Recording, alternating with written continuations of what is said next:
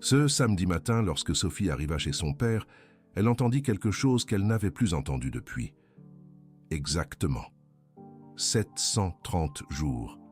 Un rire. Il venait du jardin. Sophie s'arrêta net au seuil de la porte. Son cœur se mit à battre la chamade. Ce rire. Ce rire qui s'était éteint en même temps qu'Élise, sa mère, il y a 2 ans. Ce rire qu'aucun psychologue, aucun médicament, aucune thérapie n'avait pu ressusciter. Elle avança lentement vers l'arrière de la maison. Ses talons résonnèrent sur le parquet, mais elle n'y prêtait aucune attention. Elle n'entendait que ce rire, le rire de son père. Et lorsqu'elle atteignit la porte-fenêtre qui donnait sur le jardin, ce qu'elle vit la fit s'agenouiller. Sans force. Là se tenait Monsieur Antoine Dubois, son père, l'homme qui n'avait pas quitté sa chambre depuis 2 ans, l'homme qui avait cessé de manger, de parler, de vivre, depuis la mort d'Élise. Il était à genoux dans la terre, les mains sales, plantant des fleurs. Et à ses côtés, portant le même uniforme bleu qu'à son habitude, se trouvait Fatima. Chez la femme de ménage que Sophie avait embauchée il y a 6 mois, uniquement pour nettoyer la maison, uniquement pour nettoyer. Mais ce que Fatima était en train de faire n'avait rien à voir avec le nettoyage. Si cette histoire vous touche droit au cœur, restez jusqu'à la fin. Car ce que vous allez découvrir sur Fatima va changer votre façon de voir les personnes qui travaillent dans l'ombre. Avant de vous raconter ce qui s'est passé ensuite, vous devez comprendre qui était Monsieur Antoine Dubois avant que les ténèbres ne l'engloutissent. Monsieur Antoine Dubois avait 79 ans. Il avait été ingénieur agronome pendant 45 ans. Toute sa vie avait été dédiée à la terre, aux plantes, à faire pousser des choses là où, auparavant, il n'y avait rien. Mais sa véritable passion n'était pas son travail. C'était Élise. Ils s'étaient rencontrés lorsqu'il avait 27 ans, et elle 25. C'était lors d'un comice agricole près de Lyon. Elle vendait les fleurs qu'elle cultivait dans le potager de sa grand-mère. Ils s'étaient approchés pour acheter des roses et avaient fini par acheter son cœur. Ils se marièrent 6 mois plus tard.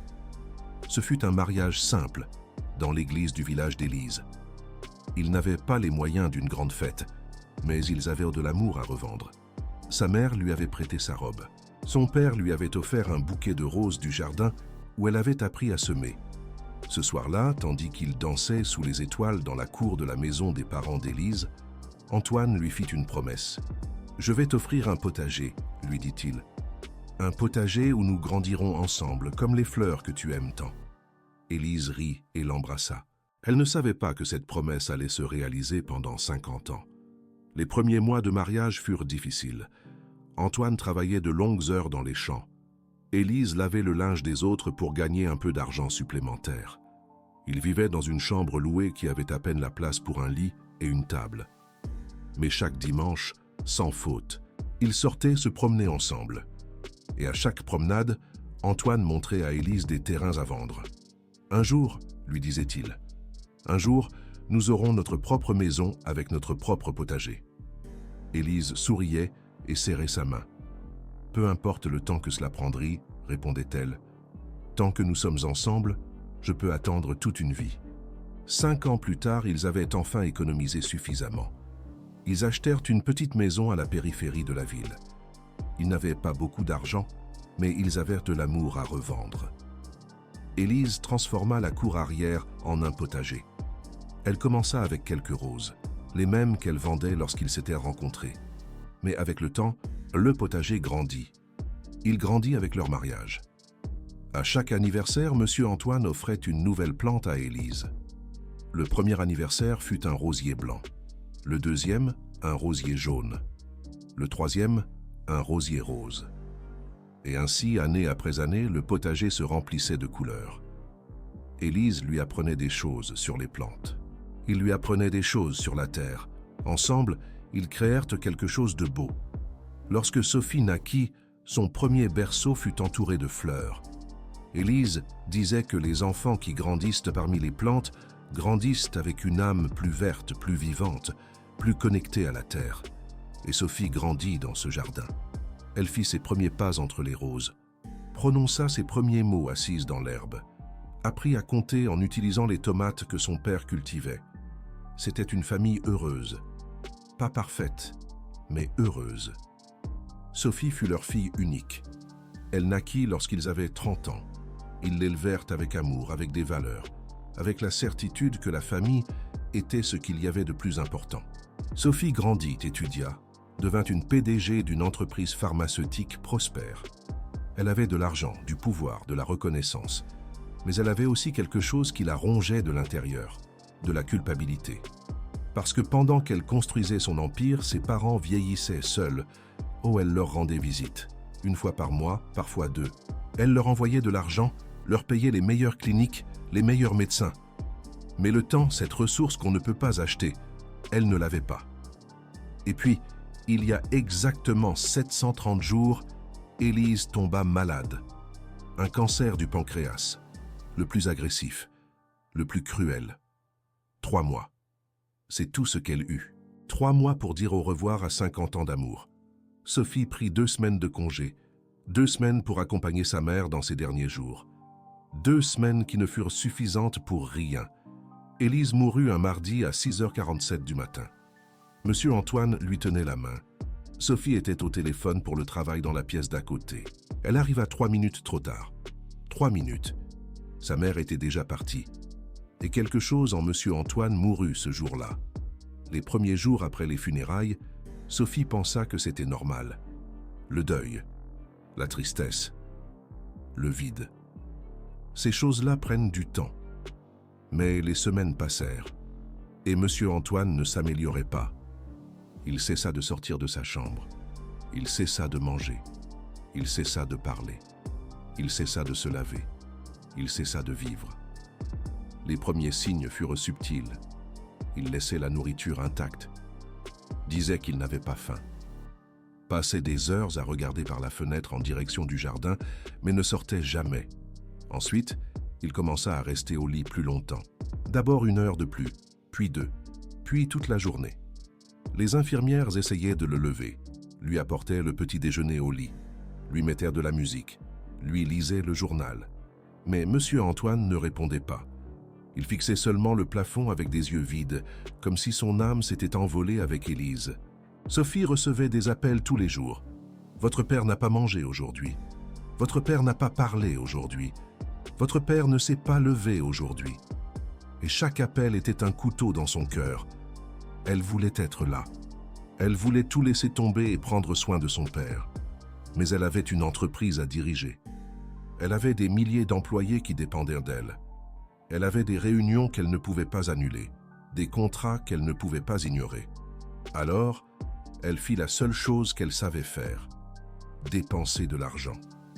Sophie embaucha des infirmières, embaucha des psychologues, embaucha des psychiatres, paya des fortunes en médicaments, en thérapie, en traitements expérimentaux. Rien ne fonctionna. Le premier psychiatre était un homme à la barbe grise et aux yeux lasses. Elle passait 30 ans à traiter la dépression. Elle regarda Monsieur Antoine Dubois, qui était assis sur le lit, fixant le mur, et soupira. « Madame Sophie, dit-elle à Patricia dans le couloir, j'ai vu beaucoup de cas de deuil compliqués, mais votre père ne veut pas aller mieux. Et il n'y a aucun médicament au monde qui puisse donner à quelqu'un l'envie de vivre. » Sophie engagea un 2e psychiatre, puis un 3e, puis un 4e. Tous dirent la même chose. Elle essaya l'ergothérapie. Elle engagea une thérapeute qui venait 3 fois par semaine. La femme apportait des jeux de société, des puzzles, des livres à colorier. Monsieur Dubois ne touchait à rien. Elle essaya la musicothérapie. Elle engagea un violoniste qui jouait les chansons qu'Élise aimait. Monsieur Dubois fermait les yeux et pleurait en silence. Mais quand la musique se terminait, il revenait à son état catatonique. Elle essaya la thérapie avec des animaux de compagnie. Elle fit venir un chiot Golden Retriever, de ceux qu'on utilise dans les hôpitaux pour les patients déprimés. Le chien lécha la main de Monsieur Dubois. Le vieil homme ne réagit pas. Le chien fut rendu 3 jours plus tard. Sophie dépensait des 1000 et des 100 chaque mois. Elle avait l'argent. Ce qu'elle n'avait pas, c'était la solution. Un jour, le psychiatre principal l'appela à son bureau. « Il faut vous préparer, lui dit-il. Votre père est en train de se laisser mourir. » C'est quelque chose que l'on voit parfois chez les veufs de longs mariages. Le corps décide simplement qu'il ne veut plus continuer sans l'autre personne. Sophie sentit le monde s'écrouler. « Combien de temps ?» demanda-t-elle. Le docteur secoua la tête. « Je ne sais pas. Des mois, peut-être un an. Mais s'il continue à ne pas manger, à ne pas bouger, à ne se connecter à rien, son corps va s'effondrer. » Cette nuit-là, Sophie pleura dans sa voiture pendant 1 heure avant de pouvoir rentrer chez elle. Les docteurs lui dirent la vérité avec des mots doux, mais cruels. Son père était en train de se laisser mourir. Il n'y avait pas de pilule qui guérirait un cœur brisé. Il n'y avait pas de thérapie qui remplacerait 50 ans d'amour. Et puis, il y a 6 mois, Sophie engagea Fatima. Elle ne l'engagea pas pour s'occuper de son père. Il y avait déjà des infirmières pour ça. Elle l'engagea pour nettoyer la maison, qui était devenue un reflet de l'état de Monsieur Dubois. Sale, abandonnée, morte, Fatima Reyes avait 48 ans. Elle avait travaillé comme femme de ménage toute sa vie. Elle n'avait pas fait d'études universitaires. Elle n'avait pas de certification. Elle n'avait rien qui la rendait spéciale sur un papier. Mais Fatima avait quelque chose qu'aucun diplôme ne peut donner. Elle avait un cœur qui comprenait la douleur. Le premier jour de travail, Fatima arriva à 7 heures du matin. La maison était silencieuse. Les infirmières lui expliquèrent la situation. Le monsieur ne sort pas. Le monsieur ne parle pas. Le monsieur ne mange pas. Laissez-le tranquille. Fatima acquiesça et commença à nettoyer. Mais pendant qu'elle nettoyait, elle observait. Elle observait la photo dans le salon. Un jeune homme, en salopette de travail, souriant dans un champ de maïs. À ses côtés, une femme magnifique tenant un bouquet de roses. Elle observait les diplômes sur le mur. Ingénieur agronome, 45 ans de service. Reconnaissance pour la recherche agricole. Elle observait la porte fermée de la chambre principale. Derrière cette porte se trouvait un homme qui avait dédié sa vie à faire pousser des choses. Et maintenant, il ne pouvait même pas faire pousser l'envie de vivre. Et alors Fatima observa quelque chose d'autre. Le potager. Il était morte. Les plantes sèches, les fleurs fanées, la terre craquelée. C'était comme si quelqu'un avait abandonné cet endroit il y a longtemps. Fatima demanda à l'une des infirmières. « Ce potager, à qui était-il » L'infirmière soupira. « Il était à Madame Élise. Elle s'en occupait tous les jours. Mais depuis qu'elle est morte, personne n'y a touché. Le monsieur ne laisse personne s'approcher. » Fatima regarda le potager mort pendant un long moment. Et quelque chose à l'intérieur d'elle se mit à bouger. Si vous croyez que les miracles n'existent pas, c'est parce que vous n'avez jamais rencontré quelqu'un comme Fatima. Continuez d'écouter. Fatima avait un secret, une douleur qu'elle portait depuis 26 ans. Quand elle avait 22 ans, son père mourut. Mais il ne mourut pas de maladie. Il ne mourut pas dans un accident. Son père se laissa mourir. Sa mère était décédée 1 an auparavant. Un cancer, comme Élise. Et son père, un paysan fort qui avait travaillé la terre toute sa vie, cessa simplement de lutter. Il cessa de manger. Il cessa de parler. Il cessa de sortir de la maison. Et Fatima, jeune et effrayée, ne sut pas quoi faire. Elle pensa que c'était normal. Elle pensa que le temps guérirait. Elle pensa qu'un jour son père se lèverait et redeviendrait le même. Mais ce jour n'arriva jamais. Son père mourut 8 mois après sa mère. Les docteurs dirent que c'était le cœur. Mais Fatima savait la vérité. Son père mourut de tristesse. Il mourut parce qu'il ne trouva pas de raison de continuer à vivre. Et elle ne se le pardonna jamais.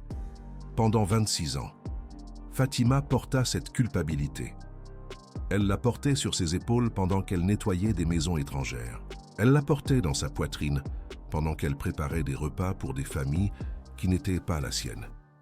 Elle la portait dans ses mains pendant qu'elle lavait des sols de marbre qu'elle ne foulerait jamais en tant que propriétaire. J'aurais dû faire quelque chose. J'aurais dû me battre pour lui. J'aurais dû trouver un moyen de lui redonner l'envie de vivre. Mais elle ne le fit pas. Fatima y avait pensé des milliers de fois. Ce qui se serait passé si elle avait insisté pour qu'il sorte de la maison. Ce qui se serait passé si elle l'avait emmené au champ où il aimait travailler. Ce qui se serait passé si elle avait planté quelque chose avec lui, comme il le faisait quand elle était petite. Mais quand on est jeune. On ne sait pas ce qu'on sait quand on est vieux, quand on est jeune. On pense que le temps arrange tout, que demain sera meilleur, que les choses vont s'arranger toutes seules. Et puis, ton père meurt. Et tu découvres que le temps n'arrange rien si tu ne fais rien avec. Fatima s'était mariée à 24 ans. Elle eut 2 enfants. Elle travailla toute sa vie. Et jamais, elle ne cessa de penser à son père. Chaque fois qu'elle voyait un vieil homme seul dans un parc, elle pensait à lui. Chaque fois qu'elle nettoyait la maison d'une famille riche et qu'elle voyait des photos de grands-parents souriants, elle pensait à lui. Chaque fois que l'odeur de la terre mouillée arrivait à son nez, elle pensait à lui. Son père avait aimé la terre, et Fatima n'avait pas pu le sauver, mais elle ne le fit pas. Et quand elle vit Monsieur Dubois, quand elle vit ce potager mort, quand elle vit la photo de l'homme souriant dans le champ de maïs, quelque chose à l'intérieur d'elle dit « Ça suffit !» Elle n'allait pas laisser un autre père mourir de tristesse. Pas cette fois. La 2e semaine de travail. Fatima fit quelque chose qui n'était pas dans son contrat. Elle sortit dans le potager. Pas pour le nettoyer. Pas encore. Juste pour l'observer. Elle s'agenouilla près des plantes mortes. Elle toucha la terre sèche. Elle regarda les pots vides où avaient autrefois fleuri des roses. Et alors, elle remarqua quelque chose. Dans un coin du potager, il y avait un petit cabanon. Il était fermé à clé, mais la serrure était rouillée. Avec un peu d'effort, Fatima réussit à l'ouvrir. À l'intérieur, elle trouva des outils de jardinage, des pelles, râteaux, gants, graines. Beaucoup de graines. Il y avait des paquets et des paquets de graines. Tomates, piments, courges, des fleurs de toutes sortes. Et sur une étagère spéciale, protégée comme un trésor, des graines de rose rouge. Fatima prit un des paquets. Sur l'étiquette, en lettres cursives, il était écrit « Élise, printemps 2022 ». Ces graines avaient été gardées par Élise, pour un printemps qu'elle n'a jamais pu voir. Fatima resta à regarder ces graines pendant un long moment. Elle pensa à Élise, une femme qu'elle n'avait jamais connue, mais qu'elle comprenait d'une certaine manière. Une femme qui aimait les plantes autant que son père avait aimé la terre. Une femme qui avait gardé des graines pour un futur qui n'est jamais arrivé. Et elle pensa à Monsieur Antoine, un homme qui avait dédié sa vie à faire pousser des choses. Un ingénieur agronome qui maintenant ne pouvait même plus faire pousser l'envie de se lever de son lit. Il y avait une connexion là. Quelque chose qu'aucun psychiatre n'avait vu. Quelque chose qu'aucune thérapie n'avait touché. Monsieur Antoine n'avait pas besoin de pilules. Il n'avait pas besoin de parler de ses sentiments. Il n'avait pas besoin que quelqu'un lui dise que le temps guérit tout. Il avait besoin de terre. Il avait besoin de graines. Il avait besoin de voir quelque chose pousser. Il avait besoin de retrouver son potager. Fatima rangea le paquet de graines dans sa poche. Elle resta là, dans l'abri de jardin, pendant plusieurs minutes, regardant les outils qu'Élise avait utilisés, touchant les gants de jardinage qui avaient encore de la terre de ses mains, lisant les étiquettes des graines qu'elle avait gardées pour un printemps qui n'est jamais arrivé. Et alors Fatima comprit quelque chose. Élise avait aimé ce potager. Elle l'avait soigné pendant 50 ans. Elle avait passé des milliers d'heures agenouillée dans cette terre, plantant, arrosant, taillant, récoltant. Et quand elle est morte, le potager est mort avec elle. Mais ça ne devait pas être comme ça. Le potager pouvait revivre. Et peut-être, juste peut-être, si le potager revenait à la vie, Monsieur Antoine pourrait aussi. C'était une idée folle. Fatima n'était pas jardinière.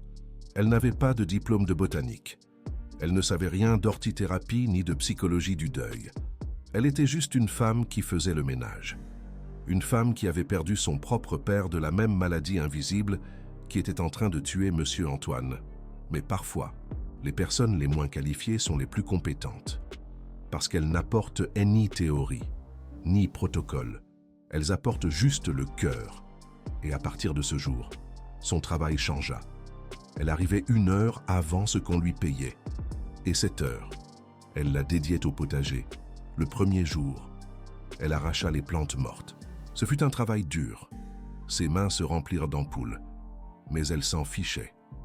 Le 2e jour, Elle remua la terre. Elle la détendit. Elle la prépara à recevoir une nouvelle vie. Le 3e jour, elle planta les premières graines, des tomates. Elle les mit dans le coin où il y avait le plus de soleil. Le 4e jour, elle planta des courges et des piments et des herbes aromatiques. Le 5e jour, elle arriva encore plus tôt, à 5 heures du matin, quand le soleil commençait à peine à se lever. Elle voulait voir comment la lumière touchait les plantes. Elle voulait ressentir ce moment magique, quand l'obscurité se transforme en jour. Le 6e jour, elle apporta quelque chose de chez elle, une petite radio vintage qui avait appartenu à sa grand-mère. Elle la mit dans l'abri de jardin et commença à mettre de la musique pendant qu'elle travaillait. Des chansons anciennes, des valses, du Piaf. La musique que son père écoutait pendant qu'il travaillait au champ. Les infirmières la regardaient bizarrement. Qu'est-ce que cet employé faisait dans le potager à 5 heures du matin, à écouter de la musique et à parler toute seule? Mais personne ne lui dit rien, personne ne lui demanda rien, parce que personne ne se souciait du potager mort, personne, sauf Fatima. Et pendant qu'elle plantait, elle chantait des chansons anciennes, des chansons que sa grand-mère lui avait apprises quand elle était petite, des chansons de la terre, des chants, de la récolte. Elle chantait à voix basse, mais assez fort pour que quelqu'un puisse entendre. Et quelqu'un écouta. Le 7e jour, pendant que Fatima était agenouillée à planter des graines de tournesol, elle sentit que quelqu'un l'observait. Elle leva les yeux. À la fenêtre de la chambre principale, derrière le rideau, il y avait une silhouette. Monsieur Antoine. Il était en train de la regarder. Il ne dit rien. Il n'ouvrit pas la fenêtre. Il ne sortit pas. Mais pour la première fois depuis des mois, il regardait quelque chose d'autre que les murs de sa chambre. Fatima ne dit rien. Elle continua juste à planter et continua à chanter, mais à l'intérieur. Son cœur battait d'espoir. Elle avait trouvé la porte. Maintenant, elle avait juste besoin de trouver la clé. Si vous aimeriez que plus de gens connaissent des histoires comme celle-ci, partagez cette vidéo. Parfois, l'algorithme cache les choses qu'on a le plus besoin de voir. Les semaines passèrent et Fatima développa une routine. Elle arrivait à 6 heures du matin au lieu de 7 heures. Cette heure supplémentaire était pour le potager. Personne ne la payait pour ça. Personne ne le lui avait demandé. Mais elle le faisait de toute façon. D'abord, elle arrosait les plantes. L'eau était froide le matin et ses mains s'engourdissaient. Mais elle s'en fichait. Après, elle vérifiait chaque plante, une par une. Elle cherchait des signes de parasites. Elle enlevait les feuilles jaunes. Elle ameublissait la terre autour des racines. Et pendant qu'elle faisait tout ça, elle parlait. Elle parlait aux plantes. Elle leur racontait des histoires. Elle leur racontait son enfance à la campagne. Elle leur racontait son père. Elle leur racontait la douleur de le perdre et la culpabilité de ne pas l'avoir sauvé. Les plantes ne répondaient pas, bien sûr. Mais Fatima savait que quelqu'un écoutait, parce que chaque jour, à la même heure, le rideau de la fenêtre de la chambre principale bougeait un peu. Juste un peu, suffisamment pour que quelqu'un puisse voir sans être vu. Fatima ne regardait jamais directement vers la fenêtre. Elle n'établissait jamais de contact visuel. Elle ne mettait jamais de pression. Elle continuait juste à travailler. Elle continuait à parler. Elle continuait à attendre. Et le potager commença à changer. Les premières pousses apparurent. Petites, fragiles, mais vivantes. Et Monsieur Antoine continua d'observer. Chaque jour, à la même heure. Fatima le voyait à la fenêtre. Il ne parlait jamais. Il ne sortait jamais. Mais il observait. Et Fatima continuait de chanter. Un mois après que les premières pousses apparurent, quelque chose d'autre se passa. Quelque chose que Fatima n'attendait pas. Elle était agenouillée près des tomates, en train d'enlever quelques feuilles qui s'étaient fanées, quand elle entendit un bruit derrière elle. La porte du patio s'ouvrit. Fatima se figea. Elle n'osa pas se retourner. Elle écouta juste. Elle écouta les pas lents. traînant, de quelqu'un qui n'avait pas marché depuis longtemps. Les pas s'arrêtèrent près d'elle, pas très près, à environ 3 mètres. Comme si la personne avait peur de s'approcher davantage. Fatima continua à travailler. Elle ne se retourna pas. Elle ne dit rien.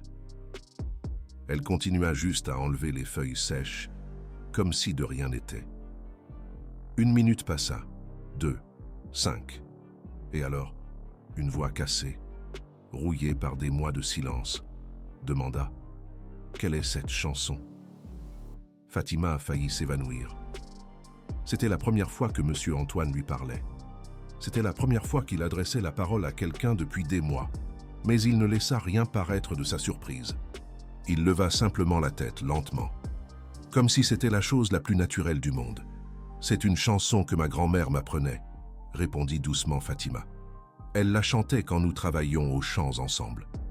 Monsieur Antoine Dubois ne dit rien de plus. Il resta là, immobile, à contempler le potager qui avait appartenu à son épouse. Après quelques minutes, il fit demi-tour et regagna la maison, mais il était sorti, pour la première fois depuis des mois. Il avait quitté sa chambre de sa propre volonté. Fatima attendit que la porte se referme. Et alors, seule dans le potager, elle se permit de pleurer. Pas de tristesse, d'espoir. Un jour, tandis qu'elle arrosait les plantes, elle commença à leur parler, à voix haute, comme si c'étaient des personnes. « Que tu es beau comme ça, en train de pousser, » dit-elle à une tomate. « Ta mère serait fière de toi. » Elle ne parlait pas de la tomate. Elle parlait en direction de la fenêtre, un autre jour, tandis qu'elle taillait quelques branches. Elle dit « Vous savez, mon père aimait les plantes. Il était paysan. Il disait que les plantes sont comme les gens. Elles ont besoin de soleil, d'eau et de quelqu'un qui prend soin d'elles. » Et puis, regardant vers la fenêtre sans regarder directement, elle ajouta « Et parfois, quand les gens se fanent, ils ont besoin de quelqu'un qui prenne soin d'eux aussi. » Les infirmières pensaient que Fatima était folle. Parlant seule dans le potager, chantant pour les plantes, arrivant 1 heure plus tôt sans que personne ne la paie en extra. Mais Sophie n'était au courant de rien de tout ça. Sophie ne venait qu'1 fois par mois. Et quand elle venait, Fatima était déjà partie, jusqu'à ce samedi. Mais avant d'en arriver à ce moment, il y a autre chose que vous devez savoir. 3 semaines avant ce samedi, quelque chose d'important s'est produit. Quelque chose que les infirmières n'ont jamais raconté à Sophie. Monsieur Antoine Dubois est tombé. Il était dans le potager, essayant d'atteindre une branche haute du rosier. Quand il a perdu l'équilibre, il est tombé à la renverse sur la terre. Il ne s'est pas blessé gravement, seulement quelques contusions. Mais pour un homme de 79 ans qui avait été alité pendant des mois, toute chute est dangereuse. Fatima courut vers lui. Elle s'agenouilla à ses côtés. Elle lui demanda si ça allait. Et alors? Monsieur Antoine Dubois fit quelque chose qui la laissa sans voix. Quand il rit. Pas un rire triste, pas un rire sarcastique, un rire genuin, un rire de joie. Élise me disait toujours que j'étais une catastrophe pour tailler, dit-il en riant. Elle avait raison. Fatima l'aida à se relever. Ses mains tremblaient.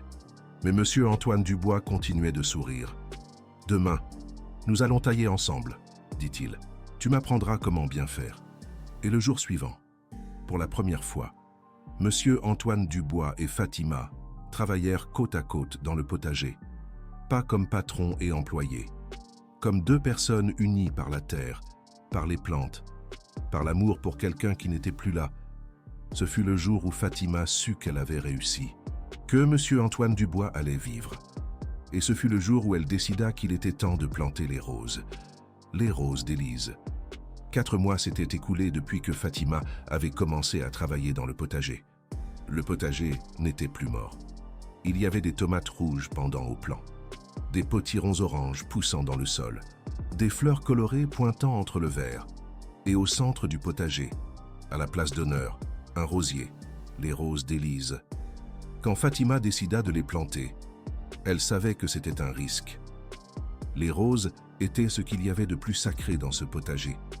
Elles étaient le symbole de l'amour entre Élise et Antoine. Les planter mal, les laisser mourir. serait pire que de ne jamais les avoir plantées. Mais elle savait aussi qu'elles étaient la clé.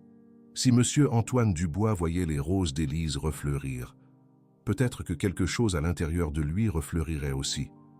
Fatima les avait plantées il y a 2 mois, à l'endroit exact où Élise les avait avant.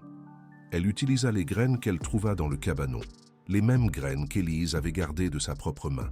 Ce fut le projet le plus difficile du potager. Les roses sont capricieuses. Elles ont besoin de la quantité exacte d'eau. Elles ont besoin de la quantité exacte de soleil. Elles ont besoin de taille précise et de nutriments spécifiques. Fatima ne savait rien de tout ça. Elle a dû apprendre. Elle chercha à la bibliothèque du quartier des livres sur la culture des roses. Elle demanda aux voisins qui avaient des rosiers dans leur jardin. Elle regarda des vidéos sur le téléphone de sa fille sur comment prendre soin des plantes. Et tandis qu'elle apprenait, elle continuait d'essayer. Les premières graines ne germèrent pas. Les deuxièmes non plus. Fatima faillit abandonner. Mais alors elle se souvint de son père. Elle se souvint de comment il n'abandonnait jamais quand une récolte échouait. Elle se souvint de comment il replantait, encore et encore, jusqu'à ce que quelque chose pousse. Et elle continua d'essayer. Chaque soir, quand elle rentrait chez elle après une journée de travail, Fatima relisait ses notes sur les roses, lisait et relisait les livres qu'elle avait sortis de la bibliothèque, pratiquait dans son esprit chaque étape du processus. Son mari la regardait inquiet. Elle était obsédée depuis des semaines par ce potager qui n'était même pas à elle. Ce vieil homme qui n'était même pas de sa famille. Pourquoi cela t'importe-t-il autant ? Lui demanda-t-il un soir. Fatima le regarda avec des yeux qui contenaient 26 ans de culpabilité. « Parce qu'une fois, je n'ai rien fait, » répondit-elle. « Et mon père est mort. Je ne vais pas commettre la même erreur 2 fois. » Son mari ne dit rien de plus. Il se contenta de la serrer dans ses bras et la laissa continuer d'essayer. La 3e fois, un petit bourgeon vert pointa de la terre.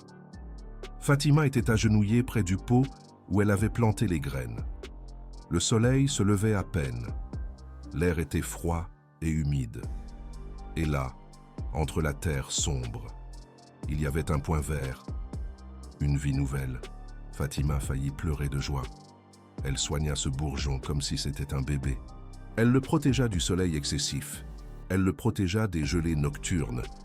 Elle lui parlait chaque matin, lui racontant des histoires d'Élise, des histoires qu'elle avait entendues des infirmières, des histoires des 50 ans d'amour entre elle et Monsieur Antoine Dubois. Et le bourgeon grandit. Il se transforma en tige. La tige grandit en branche. Les branches grandirent en feuilles. Et finalement, après des mois de soins, un bouton apparut. Fatima chantait des chansons différentes aux autres plantes. Des chansons d'amour, des chansons d'adieu, des chansons qu'elle imaginait qu'Élise aurait chantées. Et ce matin-là, pour la première fois, une rose avait éclos, rouge, parfaite, comme celle qu'Élise avait l'habitude de cultiver. Fatima la coupa avec soin, la mit dans un petit vase qu'elle avait trouvé dans le cabanon. Et alors, elle fit quelque chose qu'elle n'avait jamais fait auparavant. Elle frappa à la porte de la chambre de Monsieur Antoine Dubois. Personne ne répondit. Fatima laissa le vase avec la rose devant la porte et alla continuer de travailler dans le potager. 1 heure plus tard, elle entendit un bruit derrière elle. Des pas. Elle se retourna lentement. Et il était là, Monsieur Antoine Dubois, debout dans le potager, avec la rose à la main. Ses yeux étaient remplis de larmes, mais ce n'étaient pas des larmes de tristesse. C'étaient des larmes de quelque chose d'autre. Quelque chose que Fatima n'avait pas vu depuis très longtemps. De la reconnaissance. Monsieur Antoine contempla la rose. Il observa le potager. Il regarda Fatima. Et alors, il parla.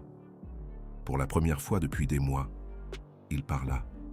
« Elle les aimait », dit-il. Sa voix était rauque, presque inaudible, comme si ses cordes vocales avaient oublié comment fonctionner. Fatima acquiesça. « Je sais. » Monsieur Antoine se dirigea lentement vers le rosier. Il s'agenouilla devant lui. Il toucha les pétales de ses doigts tremblants. Et alors, sans rien dire de plus, Il commença à enlever les feuilles sèches. Il commença à prendre soin du rosier. Fatima s'agenouilla à ses côtés, et ensemble, en silence, ils soignèrent les roses d'Élise. Ce fut la première fois, mais ce ne fut pas la dernière. À partir de ce jour, Monsieur Antoine commença à sortir tous les jours dans le potager. Au début, il restait simplement debout près de la porte, comme s'il avait peur d'entrer complètement. Il regardait Fatima travailler. Il regardait les plantes pousser, mais il ne disait rien. Fatima non plus ne lui disait rien. Elle ne lui demandait pas comment il allait. Elle n'essayait pas de lui faire la conversation. Elle travaillait simplement, chantait, et de temps en temps, lui faisait quelques commentaires sur les plantes. « Regardez, Monsieur Antoine, les tomates ont déjà des fleurs. Bientôt, elles donneront des fruits. Ou, cette courge pousse très vite. Je crois que ce sera la plus grosse du potager. Ou, le rosier de Madame Élise a besoin d'un peu plus d'eau. Les roses sont exigeantes. Mais quand elles fleurissent, il n'y a rien de plus beau. » Elle mentionnait toujours Élise. Toujours. Comme si elle voulait que Monsieur Antoine sache qu'elle n'avait pas été oubliée, que son potager n'avait pas été oublié, que son amour n'avait pas été oublié. Et peu à peu, quelque chose commença à changer chez Monsieur Antoine. Une semaine après sa première sortie, Fatima le vit se baisser, pas pour planter, juste pour toucher la terre. Il laissa la terre se glisser entre ses doigts, comme s'il se souvenait de quelque chose. Fatima continua à travailler sans le regarder directement. Mais à l'intérieur, elle souriait. La semaine suivante, Monsieur Antoine prit un arrosoir. Il ne dit rien. Il commença simplement à arroser les plantes qui étaient le plus près de lui. Fatima dut retenir ses larmes. Et la semaine suivante, pour la première fois en 730 jours, Monsieur Antoine prononça plus de 3 mots à la suite. Il dit « Élise semait des roses rouges dans ce coin. C'étaient ses favorites. » Fatima acquiesça. « Je sais, Monsieur Antoine. C'est pour ça que je les ai plantées là. » Le vieil homme la regarda pendant un long moment. Puis, quelque chose qui aurait pu être un sourire traversa son visage. « Merci, dit-il. » Et il continua à arroser. Ce que vous allez entendre est le moment qui a tout changé. Si vous vous êtes identifié à cette histoire, touchez le cœur. Pas pour l'algorithme, pour vous. À partir de ce jour, Monsieur Antoine sortait tous les matins dans le potager. Au début, il restait simplement debout, à observer. Puis, il commença à toucher les plantes. Après, il commença à aider à arroser. Et finalement, il commença à planter. Fatima ne lui dit jamais quoi faire. Elle ne lui donna jamais d'instructions. Elle travaillait simplement à ses côtés, en silence, chantant ses vieilles chansons. Et peu à peu, Monsieur Antoine commença à changer. Il commença à manger. Pas beaucoup, mais un peu. Les infirmières étaient surprises. Il demanda des œufs à la tomate, des tomates du potager. Il commença à parler. Peu de mots, mais des mots. Il demandait à Fatima des choses sur les plantes, sur les graines, sur quand les tournesols fleuriraient. Il commença à sortir de sa chambre, pas seulement dans le potager, dans le salon, dans la cuisine, dans la vie. Les psychiatres n'arrivaient pas à y croire. Ils appelèrent Sophie pour lui annoncer la nouvelle. Son père allait mieux. Personne ne savait pourquoi. Mais il allait mieux. Sophie décida de venir voir de ses propres yeux, ce samedi matin. Et cela nous ramène au moment où nous avons commencé. Sophie, agenouillée devant la porte du potager, son père, plantant des fleurs, souriant, pour la première fois en 730 jours. Sophie resta là, figée, pendant ce qui sembla une éternité. Les larmes coulaient sur ses joues. Elle ne pouvait pas croire ce qu'elle voyait. Fatima la vit la première. Elle se leva lentement, essuyant ses mains sur son tablier. « Madame Sophie, » dit-elle doucement. Monsieur Antoine leva les yeux. Il vit sa fille, et son sourire s'élargit. « Ma chérie, dit-il, viens voir les roses de ta mère. » Sophie se dirigea vers le potager comme si elle était dans un rêve. Elle s'agenouilla à côté de son père. Elle regarda les roses rouges, parfaites, fleurir là où il n'y avait auparavant que de la terre morte. Comment? Fut la seule chose qu'elle put dire. Papa, comment est-ce possible? Monsieur Antoine regarda Fatima. C'est elle, dit-il. C'est elle qui leur a redonné la vie. Sophie se tourna vers Fatima. Elle la regarda avec des yeux qui ne comprenaient pas. Pourquoi? Demanda-t-elle. Pourquoi avez-vous fait tout ça? Je ne vous paie pas pour ça. Ce n'est pas votre travail. Fatima resta silencieuse pendant un moment. Puis, elle s'assit sur l'herbe, à côté de la famille qu'elle avait aidé à guérir. Quand j'avais 22 ans, dit Fatima, ma mère est morte d'un cancer, comme Madame Élise. Sophie et Monsieur Antoine écoutaient en silence. Mon père était agriculteur. Il aimait la terre. Il aimait les plantes. Il aimait ma mère plus que tout au monde. Et quand elle est morte, il a cessé de vivre. Fatima regarda le ciel, comme pour chercher les mots justes. J'étais jeune. Je ne savais pas quoi faire. Je pensais que le temps le guérirait.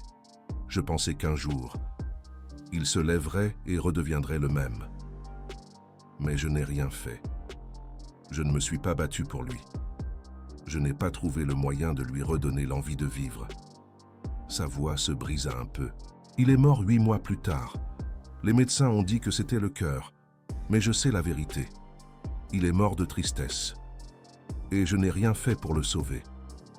Les larmes coulaient maintenant sur le visage de Fatima aussi. Quand j'ai vu Monsieur Antoine, quand j'ai vu ce potager mort, quand j'ai vu la photo de lui souriant dans le champ de maïs, quelque chose à l'intérieur de moi m'a dit que je ne pouvais pas laisser ça se reproduire. Je ne pouvais pas laisser un autre père mourir de tristesse pendant que je me contentais d'observer. Elle regarda Monsieur Antoine directement. Je ne suis pas psychologue, je ne suis pas thérapeute. Je n'ai aucun diplôme qui me dise comment guérir les gens.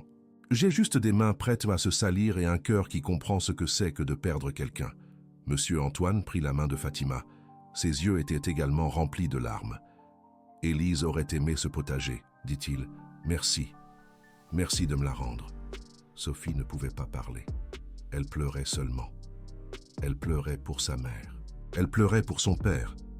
Elle pleurait pour les 2 années qu'elle avait perdues à être trop occupée pour être présente. Et elle pleurait pour Fatima.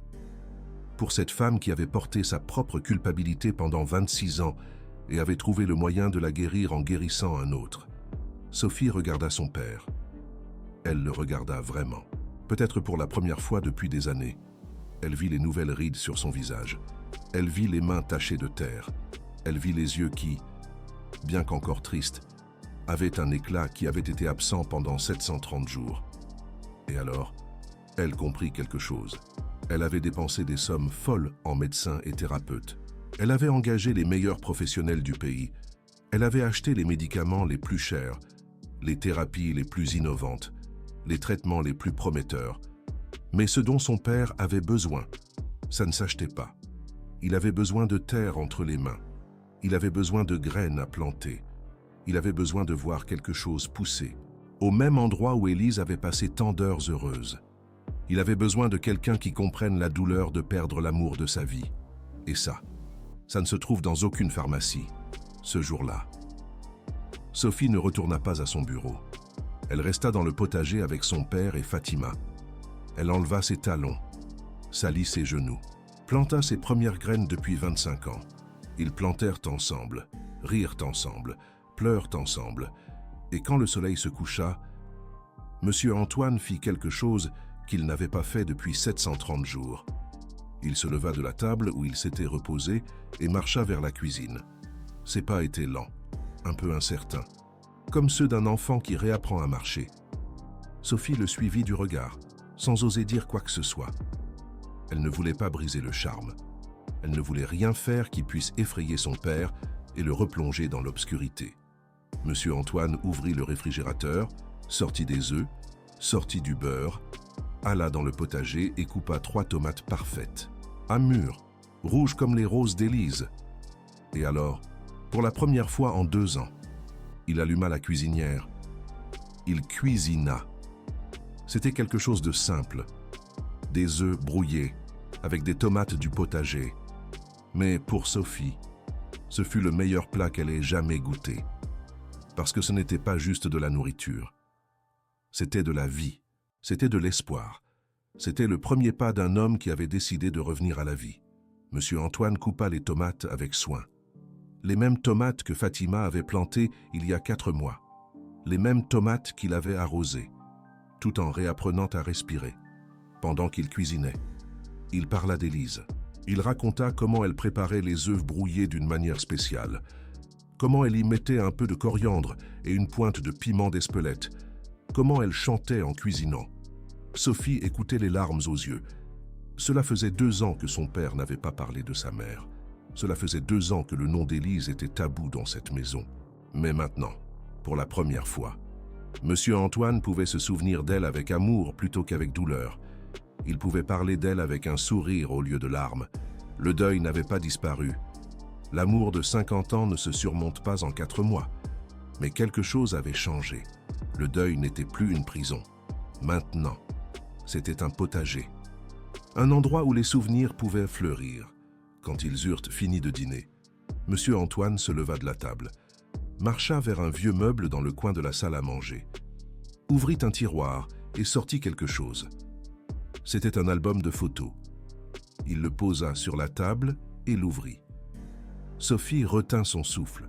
Cela faisait 2 ans que personne n'avait ouvert cet album. Cela faisait 2 ans que les photos d'Élise étaient rangées, cachées, comme si les voir était trop douloureux. Mais Monsieur Antoine tourna les pages avec un sourire. Il montra les photos de leur mariage, les photos de Sophie quand elle était bébé, les photos du potager aux différentes saisons, les photos d'Élise souriant, toujours souriant. « C'est elle », dit-il, en montrant une photo où Élise était agenouillée à côté de ses roses. C'était la plus belle femme du monde. Sophie regarda la photo les larmes aux yeux. Elle se souvenait de ce jour-là. Elle avait pris cette photo. Elle avait 15 ans et venait de recevoir son premier appareil photo. Et maintenant, 37 ans plus tard, cette photo était de nouveau devant elle. Et son père pouvait la regarder sans s'effondrer. C'était un miracle.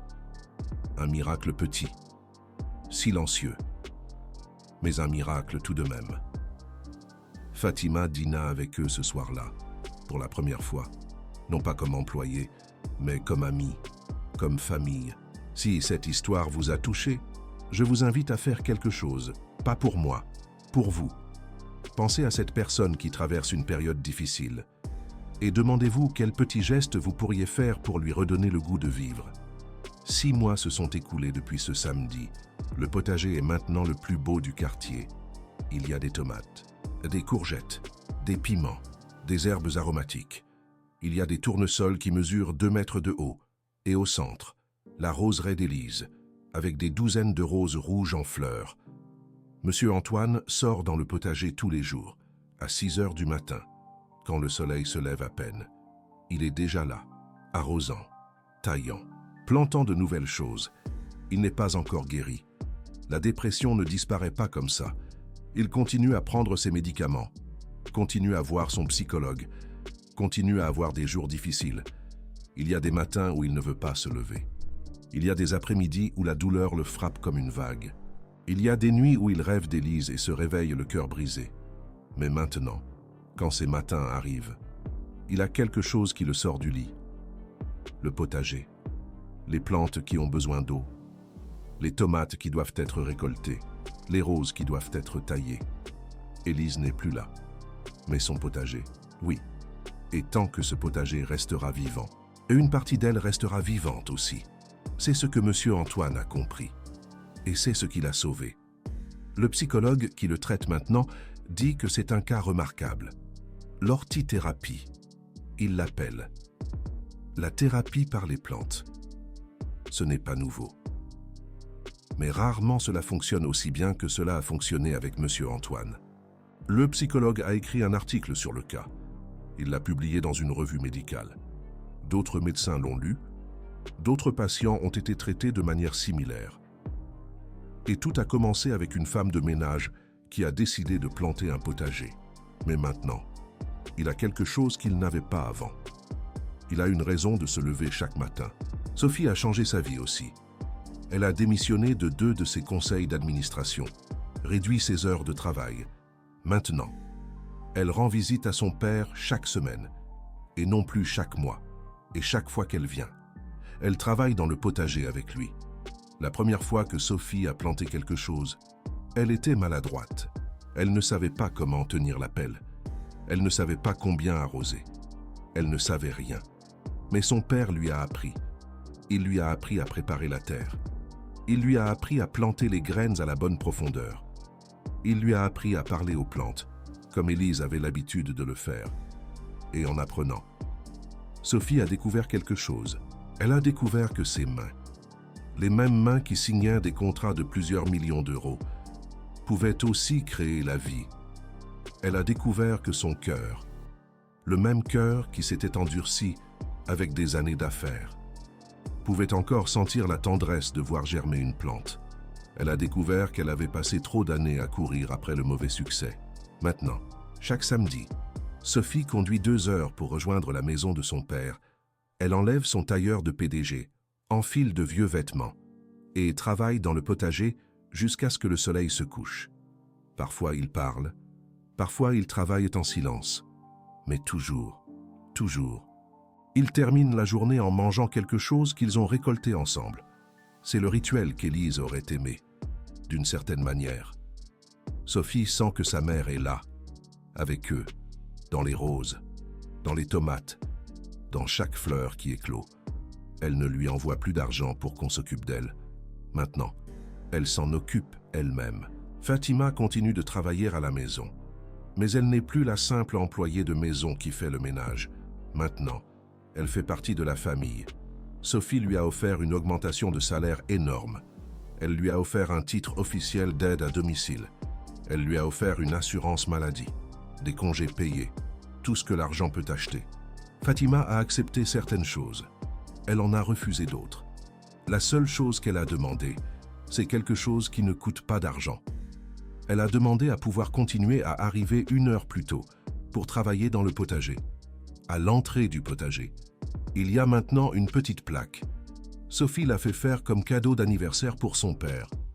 La plaque dit « Potager Élise, planté avec amour par Fatima » et en dessous, en lettres plus petites, « Pour que ceux que nous aimons ne meurent jamais, tant que leurs fleurs resteront vivantes. » Chaque fois que M. Antoine Dubois voit cette plaque, il sourit.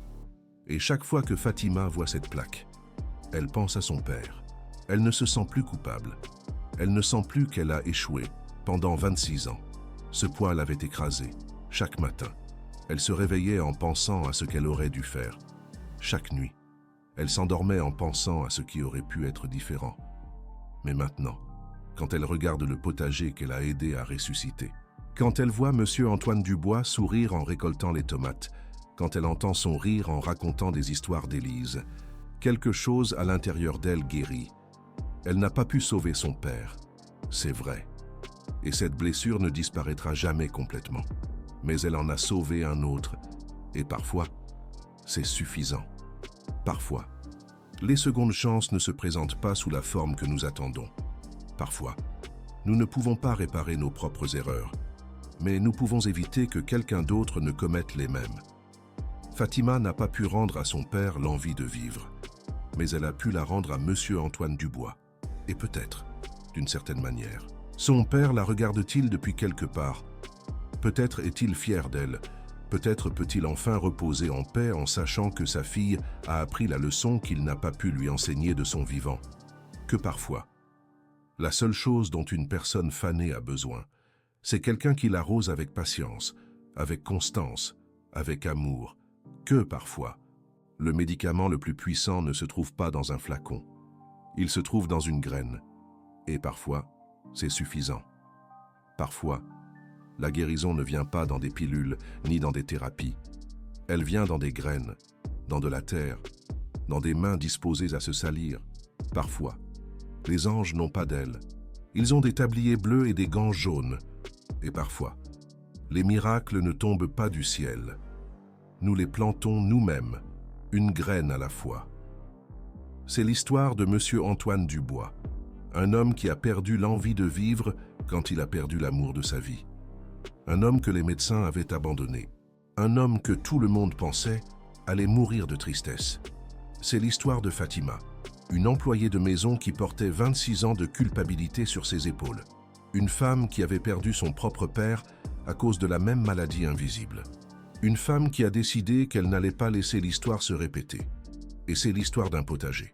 Un potager qui est mort quand Élise est morte. Un potager que tout le monde avait abandonné. Un potager qu'une femme aux mains pleines de callosité et au cœur plein d'amour a décidé de ressusciter. Un potager qui a sauvé une vie. Et si vous écoutez ceci, je veux que vous vous posiez une question. Y a-t-il quelqu'un dans votre vie qui est en train de se faner? Y a-t-il quelqu'un qui a perdu l'envie de vivre? Y a-t-il quelqu'un qui a besoin que quelqu'un plante une graine d'espoir dans son cœur? Vous n'avez pas besoin d'être psychologue. Vous n'avez pas besoin d'être thérapeute. Vous n'avez pas besoin d'avoir un diplôme. Vous avez juste besoin de mains disposées à se salir et d'un cœur qui comprenne la douleur. Parce que parfois, c'est tout ce qu'il faut pour sauver une vie. Monsieur Antoine Dubois a 80 ans maintenant. Il y a déjà 1 an qu'Élise est morte. Et pour la première fois, il peut parler d'elle sans pleurer. Il raconte des histoires sur leurs 50 ans ensemble. Il raconte comment ils se sont rencontrés à ce comice agricole. Il raconte comment il a acheté des roses et a fini par épouser la femme qui les vendait. Il raconte comment ils ont construit leur maison, leur potager, leur vie. Il montre les vieilles photos. Il désigne Élise sur chacune d'elles. Il regarde comme elle était jeune et belle. Il regarde comme ils ont vieilli ensemble. Et il sourit. Il rit avec les souvenirs. Il rit quand il raconte les blagues qu'elle faisait. Il rit quand il se souvient de leurs disputes idiotes et de leurs réconciliations douces. La douleur n'a pas disparu. Elle ne disparaîtra jamais. Quand on aime quelqu'un pendant 50 ans, la douleur de le perdre est pour toujours. Mais maintenant, la douleur vient accompagnée de gratitude. Gratitude pour les années qu'ils ont eues. Gratitude pour les souvenirs qu'ils ont partagés. Gratitude pour l'amour qu'ils ont construit. Et cela fait toute la différence. Il n'est plus piégé dans l'obscurité du deuil. Maintenant, il peut voir la lumière. Il y a des jours où il parle encore à Élise. Il s'assoit à côté du rosier. Le même rosier que Fatima a planté avec les graines qu'elle avait gardées. Et il lui raconte sa journée. Il lui raconte les tomates qu'il a récoltées. Il lui raconte Sophie, qui vient maintenant chaque semaine. Il lui raconte Fatima, la femme qui lui a rendu l'envie de vivre. Et quand le vent bouge les feuilles du rosier, Monsieur Antoine Dubois sourit, parce qu'il sait qu'Élise l'écoute, d'une certaine manière. Depuis quelque part, elle est toujours là. Dans chaque rose qui fleurit, dans chaque tomate qui mûrit, dans chaque graine qui germe. Élise est toujours vivante dans son potager. Et tant que le potager restera vivant, elle aussi. Et tout cela parce qu'une employée de maison a vu un potager mort et a décidé qu'elle n'allait pas le laisser mourir. Cette histoire ne devrait pas exister, mais elle existe. Et si celle-ci existe, peut-être qu'il y en a d'autres. D'autres personnes qui sont sauvées en silence par des héros que personne ne reconnaît. Regardez autour de vous. Regardez les personnes qui nettoient, qui cuisinent, qui soignent, qui travaillent en silence pendant que le monde tourne sans les remarquer. Regardez la dame qui nettoie votre bureau, le jardinier qui s'occupe du parc de votre quartier, l'infirmière qui travaille le quart de nuit à l'hôpital, le cuisinier qui prépare la nourriture au restaurant du coin. Regardez toutes ces personnes que le monde ignore, que la société méprise, qui gagnent peu et travaillent beaucoup. Peut-être que l'une d'elles est en train de sauver une vie en ce moment même. Peut-être que l'une d'elles fait exactement ce que Fatima a fait. Peut-être que l'une d'elles plante des graines d'espoir dans un cœur que tout le monde avait abandonné. Et peut-être que vous pourriez être l'une d'elles aussi. Vous n'avez pas besoin d'argent. Vous n'avez pas besoin de pouvoir. Vous n'avez pas besoin de reconnaissance. Vous avez juste besoin de voir quelqu'un qui est en train de se faner et de décider que vous n'allez pas le laisser mourir. Une graine, une chanson, 1 heure par jour. C'est tout ce que Fatima avait, et ça a suffi pour sauver une vie. Maintenant, je te pose la question, à toi, qu'as-tu, toi, et qu'est-ce que tu vas en faire? Pense-y, vraiment, et ensuite, agisse, parce que quelque part, il y a un potager mort qui attend que quelqu'un le fasse refleurir. Et ce quelqu'un, pourrait être toi. Merci d'avoir écouté cette histoire. Jusqu'à la fin. Je sais qu'elle était longue. Je sais que je t'ai demandé beaucoup de minutes de ta vie. Mais si tu es arrivé jusqu'ici, c'est parce que quelque chose dans cette histoire t'a touché. Quelque chose chez Fatima t'a rappelé quelqu'un. Quelque chose chez Monsieur Antoine t'a fait penser à quelqu'un que tu connais. Et ça vaut plus que n'importe quel like ou n'importe quel partage. Si elle t'a touché au cœur, laisse-moi un commentaire. Raconte-moi cette personne qui a besoin que quelqu'un plante l'espoir dans sa vie. Et si tu connais quelqu'un qui traverse une période difficile, partage cette vidéo avec elle. Parfois, les histoires que nous écoutons nous donnent le courage de faire ce que nous devons faire. Absolument. C'était l'histoire de Fatima, la femme de ménage, que personne n'attendait. La femme qui est arrivée pour nettoyer et qui a fini par guérir. L'héroïne silencieuse qui a planté un potager dans la terre morte du deuil et a sauvé une vie, une graine à la fois.